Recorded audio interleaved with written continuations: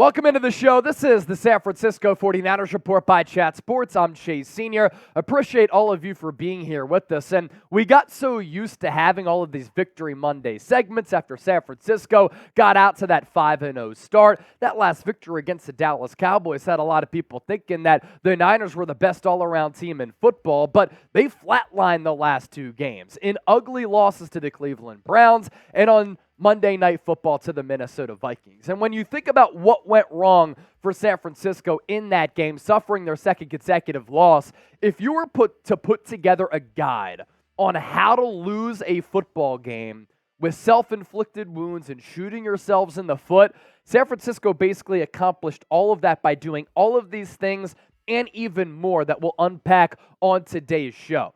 First drive of the game, you intercept Kirk Cousins. You have momentum. Charvarius Mooney-Ward made a great play on the ball on Jordan Addison. You start to move the football. You matriculate downfield. You're inside the red zone. And then Christian McCaffrey fumbles it away. He even said after the game, he thought as though that turnover set the tone for the rest of the game in a negative fashion for San Francisco, and it was the reason why they lost. We know that the Niners play their best ball when they're ahead. When momentum is on their side, they squandered a great opportunity to seize the momentum and to send a statement and to flush the skeletons in the closet from what happened the week prior against the Cleveland Browns. And then a little bit later, Niners move the football once again. Brock Purdy making some good throws to that intermediate level. He's running the offense. Jake Moody misses a 40-yard field goal, a chip shot. And for the second consecutive week, Jake Moody with the crucial miss. That's 3 misses in the last 2 games for the rookie third-round pick. Before the half, San Francisco goes down the field. It's not like they had a lot of trouble in moving the football last night. They just cost themselves. And Christian McCaffrey sets an NFL record for the most games in a row with a touchdown. And you're set to get the ball after halftime. So you get that touchdown. You're going to get the ball after recess. Once again, momentum is in your favor, and you give up a crushing 60-yard touchdown on a fluke crazy play as Charvarius Ward, who intercepted Kirk Cousins earlier, looked to have his second, but Addison plucked the ball away from him in response to what happened on that first drive. San Francisco all throughout the night, carved up on third downs, and then Brock Purdy in the fourth quarter. After playing well for the first 3 quarters, a big improvement from what happened 2 weeks ago against Cleveland, throws 2 back-breaking picks on back-to-back drives to end the game, down by 5, looking to put San Francisco ahead with a touchdown. The big question here that I keep thinking about is this one. Are the 49ers right now front-running frauds, or are they still legitimate Super Bowl contenders? As of this moment, going into Week 8 of the 2023 NFL season, these are my thoughts. And I took to Twitter to say this. Give me a follow and give me a shout, whether you agree with me or disagree with me at Chase_Senior here.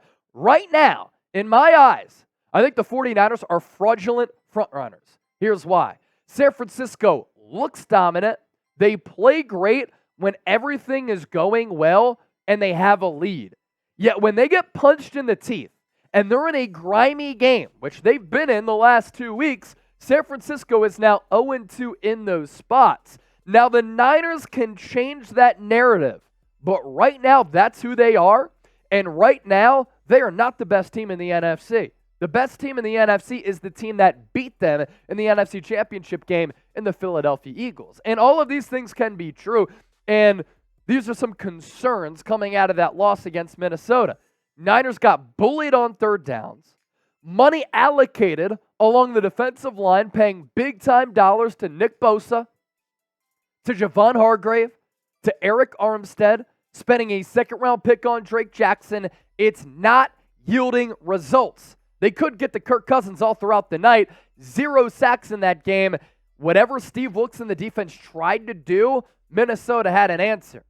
Also concerning is this, that Kyle Shanahan is 0-36 in his coaching career when trailing by 8+ points in the fourth quarter, which means San Francisco has this weird inability to mount a comeback. What's also odd is that Shanahan is 63-14 when not trailing by more than 1 score in a game.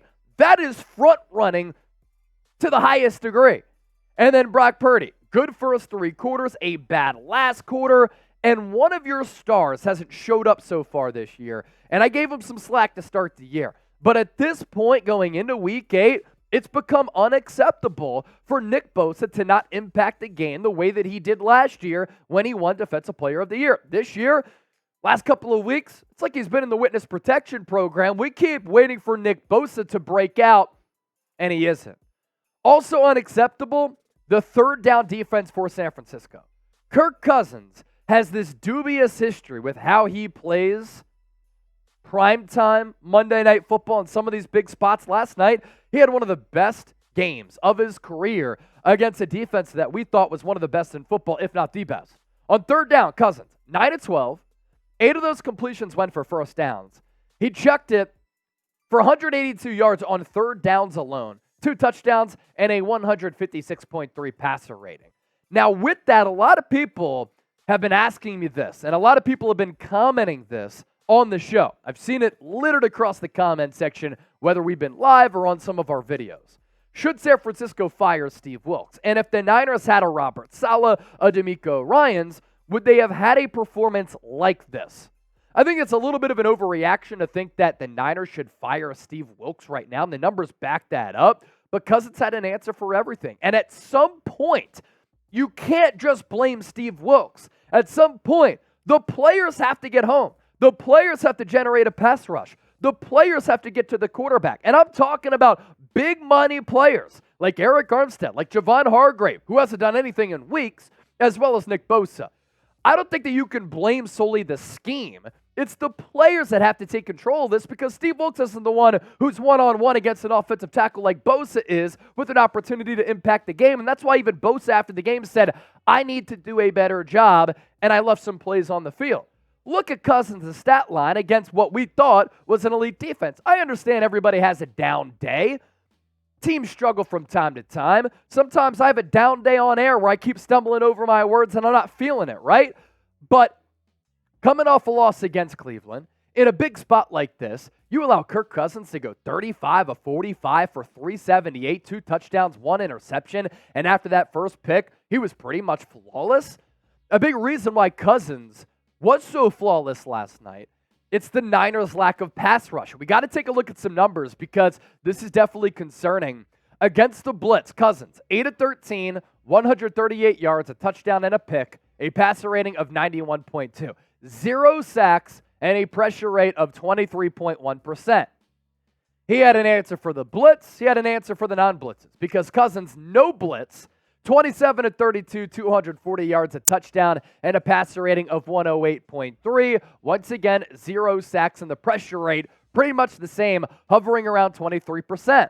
And for the season, the Niners have a pressure rate of 27.6%.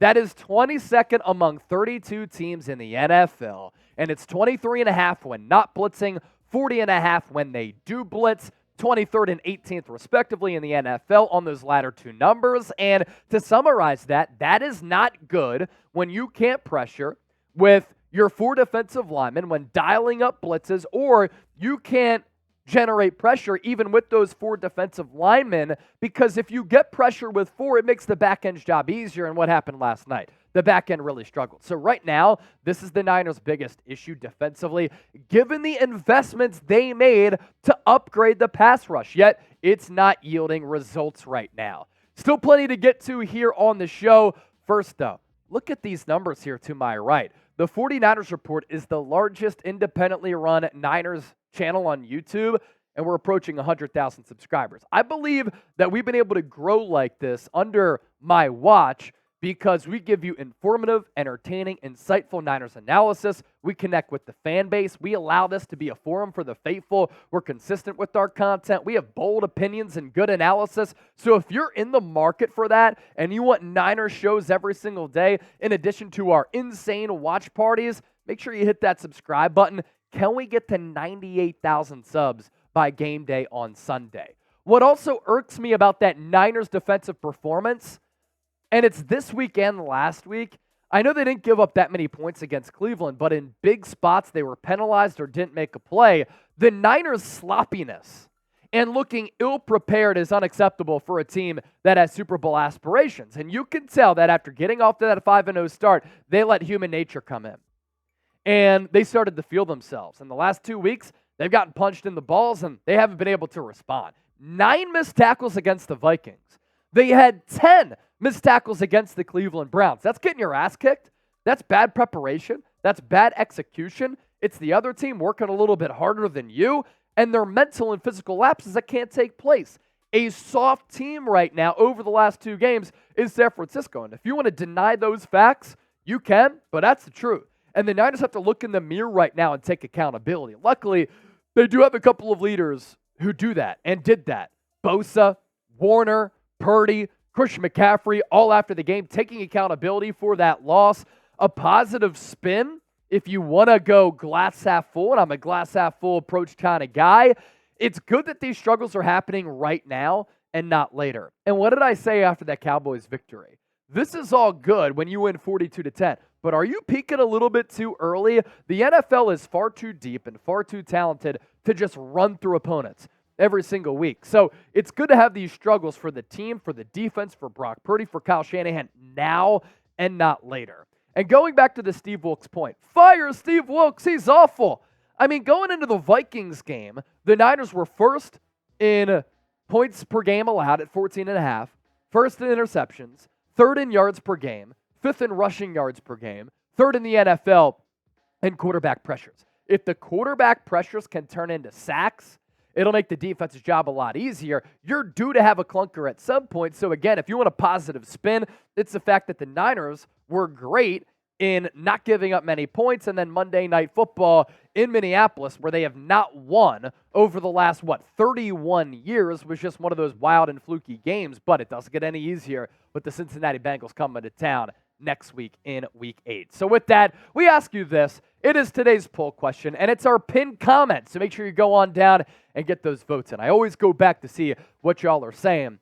What's your level of concern with the Niners right now? 1 to 100. You let me know and be a part of the show. Prize Picks is a part of the show, and it should be a part of your life. Because if you want to play daily fantasy sports, it's the only app that you should be using. And this is great, too. We can get you up to a $100 deposit bonus and match at prizepicks.com/CLNS. It's daily fantasy sports made easy. Producer Chip and I, we had a rough one on Monday Night Football, but we've won 25 times our money by playing the more or less game. You pick 2+ players, you choose more or less on their projected stat lines. And you can either choose to have 2 of those 3 hit and you get your money and you win, or if you want to wager even higher, you pick all 3 players to go more or less. And if you get those right, then the payout is pretty sizable. We just didn't believe that TJ Hockenson and Kirk Cousins were going to be able to play like they did on Monday Night Football. That's why we went less on the receiving yards and the passing yards. And I thought Brock Purdy was going to have a bounce-back game in throwing touchdowns. He threw 1 to Christian McCaffrey. So didn't throw that second to give us the more on the 1.5 passing touchdowns. Again, up to a $100 deposit match at prizepicks.com/CLNS. Code CLNS for that deal to apply. We're going to put that link in the comment section as well as in the description of this video. Now let's shift gears to Brock Purdy. Are there reasons to be concerned about Brock Purdy, who's still a young and inexperienced player, struggling the last 2 weeks against Jim Schwartz, a good defensive coordinator, and Brian Flores, a good defensive coordinator? Purdy through the first 5 games of the season. A big reason why the Niners were rolling, offense averaging more than 30 points per game. His efficiency numbers were really, really good. He threw 0 picks in the first 5 games. And the last 2 games, 3 interceptions. Now, I did say a couple of weeks ago that Brock Purdy was going to be due for some type of a rough patch because some of the luck that he was getting on some of those interceptable balls, that was going to reverse. Now, Purdy last night, I think, played really, really well for the first 3 quarters. Decisive, making some plays improvisationally, out of structure, some explosive plays, good at targeting the middle area of the field. But the concerning trend here is the one that I just kind of briefly hit on. It's the turnover-worthy plays, because Purdy is 20th among all quarterbacks in passing attempts so far this year, yet he's 4th in turnover-worthy plays. So he is putting the ball in harm's way. They weren't resulting in interceptions and turnovers the first 5 weeks, and even last year when he took over for Jimmy Garoppolo, last 2 weeks they have, and that's been a factor as to why the Niners have dropped back-to-back L's. The good, though, is that Purdy, against a defense that came in struggling, but with a talented defensive coordinator who's a Bill Belichick disciple, is that they tried to really pressure Purdy a lot, did Minnesota on Monday Night Football. And Purdy, this is the decisiveness. This is the anticipation. This is reading the defense and getting the ball out quickly. He was good against the blitz. 15 of 19 for 192 yards. So Flores clearly in the game plan wanted to see how Purdy would respond to getting pressured a lot. They threw the kitchen sink at him. They had a couple of really creative formations where they had 3 linemen stacked to one side, a gap, and then 2 more to the left, or sometimes like a 3-by-1 set. They faked the blitz and dropped back some linebackers. They threw the kitchen sink at Purdy, and I thought he responded. But late in the game, the Vikings adjusted, and they confused Purdy to a certain degree.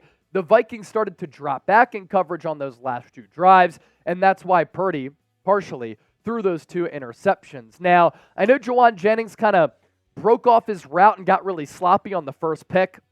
The second pick totally on Purdy. Should have seen the player right there trying to give it to Ray McCloud. But even on the Jennings throw, he just kind of like, F it, let me just throw it up there without really reading that he had to throw the football a little bit more to the left as compared to the middle of the field. So is Purdy the guy? Why for yes and for no? We'll talk about him all throughout the week here. I'm still a believer in Purdy. I'm not going to say that he's a bust, that he can't play any longer. He played way too well last year, and then the first 5 games this year, succeeding in a way that was very, very impressive with high-level quarterbacking plays for me to say that that's all gone away and he's an awful quarterback. I'm still a believer in the kid. Now let's go to some Niners trade buzz. When you lose back-to-back games like this, you're a Super Bowl contender, and some of your flaws have been exposed. Colton McKivitz, Spencer Burford, right side of the line of scrimmage, cornerback, depth at wide receiver, defensive line, not generating a pass rush. The conversation often turns to, are you going to get aggressive, and are you going to make a trade going into the trade deadline, which is coming up October 31st next Tuesday? According to Jay Glazer, Fox Sports NFL insider, friend of the show, we had him on during Super Bowl week here, the Niners are one of the teams that's a Super Bowl contender calling around before the deadline. Philadelphia Eagles also included in that bunch. On Monday, they traded for former All-Pro safety Kevin Byard. The positions of need, cornerback, edge, offensive line, in my opinion, for San Francisco. Depth at wide receiver certainly would help if you think that Deebo Samuel shoulder injury is going to linger for a while. And as I noted, trade deadline is coming up. So you can make a trade early in the week, and you can think about implementing that player in the game plan against Cincinnati. If you don't make a move over the next couple of days, then you make a move and survey what happens after the Bengals game. You go into the bye week, that's 2 weeks to get that player up to speed. Now, with those needs that we just talked about, corner, edge, offensive line, there are some good cornerbacks who could be made available. We've talked plenty about Patrick Surtain. That's one of the dream targets here for San Francisco.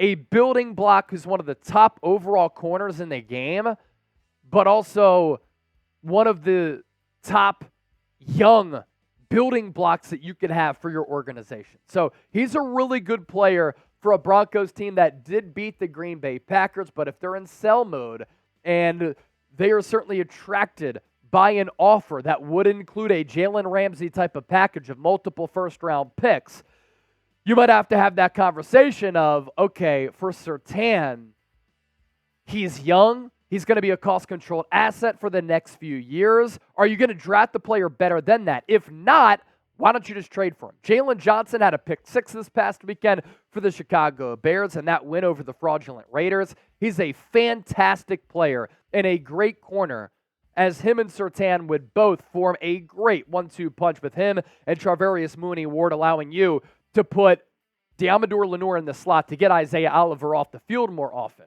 Roger McCreary of the Tennessee Titans. You have a little bit of a relationship there because Rand Carthen is now their general manager. He was in this front office since 2017 before taking that job.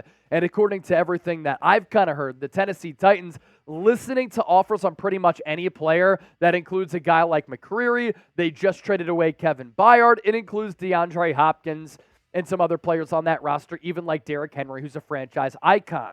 With Donte Jackson, you have familiarity with that Panthers organization because last year at about this time, you made the move for Christian McCaffrey. He's more of an affordable target, as is McCreary, and then Benjamin St. Juste, another corner for the Washington Commanders. The internal replacements for the Niners, if they don't make a move at cornerback specifically, Samuel Womack once he comes off IR, and then Darrell Luter Jr. once he comes off IR. But you're relying on Womack and Luter to really fortify the secondary, a rookie in Luter and a player in Womack who's more, I think, better suited for inside as compared to outside cornerback play because he's similarly built to Deommodore Lenoir. That's not going to get the job done. That's not going to move the needle for a Super Bowl contending team. For Surtain, 1 pick, 7 pass breakups. There's been some reports that John Lynch, when he called the Broncos about Randy Gregory, checked in on Surtain, and the Broncos front office, led by general manager George Paton, said, nope, we're not giving him away. But could that tune change if the Broncos lose again, if they have some more thoughts about that rebuilding process? So those are corners there. As far as edge rushers, I understand that San Francisco brought in Randy Gregory. He's actually played pretty well in limited snaps against Cleveland and against Minnesota. He's made a couple of plays, and he's actually outsnapped Drake Jackson the last 2 weeks, which is a concern. Since 3 sacks in that season opener against Pittsburgh, Drake Jackson has basically done nothing. This is a dream edge target. And Burns and Surtain, both young players who, if you re-sign a contract extension, you have them under team control for a little while because you most likely have plans to be in the Super Bowl contending window for a long time. The Athletic with an interesting blurb on Brian Burns. He might be the best player available. Niners defensive coordinator Steve Wilks knows him well from their time together in Carolina. Burns is only 25 years old. Tremendous burst. 9 or more sacks in each of the last 3 years. Because of that, it might take a king's ransom to pry him from the Panthers, and any team that succeeds would then have to give him a long-term contract. That's proved thorny for Carolina, hence Burns' trade status. The Niners, meanwhile, may have already slaked their thirst for an additional edge rusher by acquiring Gregory at a very low cost. Slaked their thirst. I studied journalism at Temple University, but I would never say that if I was a writer. But hey, very creative verbiage there.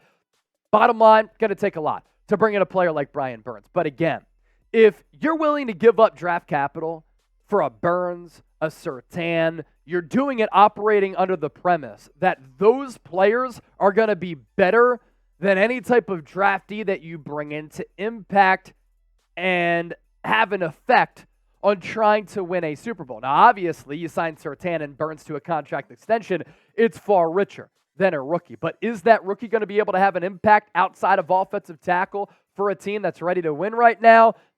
And if the answer is no, then maybe you think about Burns and Surtain, even if you have to mortgage the farm. Why I would target both of these players, I've kind of talked about this today and in shows previously. I don't want to make a trade and give up a lot for a guy who's on the opposite side of 30, right? But if I could get a young Surtain in his early to mid-20s and a Brian Burns at 25 years old, young players who are building blocks, not just rental pieces, and I'm willing to pay for that again if it allows you to contend further for a Super Bowl. And the Niners have some premium draft picks coming up in the 2024 draft that they can include in one of these blockbuster trades. They have their own first-round pick finally, getting that back after trading earlier first away for Trey Lance. You have your own second, your own third. You have 2 compensatory third-round selections, which are extremely valuable. And you have 2 fourth-round picks, one of which from the Dallas Cowboys in that Trey Lance trade.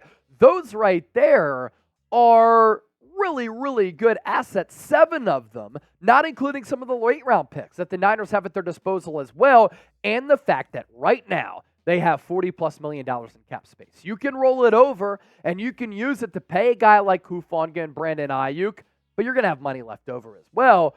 Are you going to fork over that cash for one of these marquee players going into the trade deadline? We'll certainly see. So let me ask you this. Speaking of trades, do the Niners need to make one? Do you think that San Francisco's front office has to make a move, T for trade, S for Stand Pat. I'll tell you this, the bye week comes at a really good time.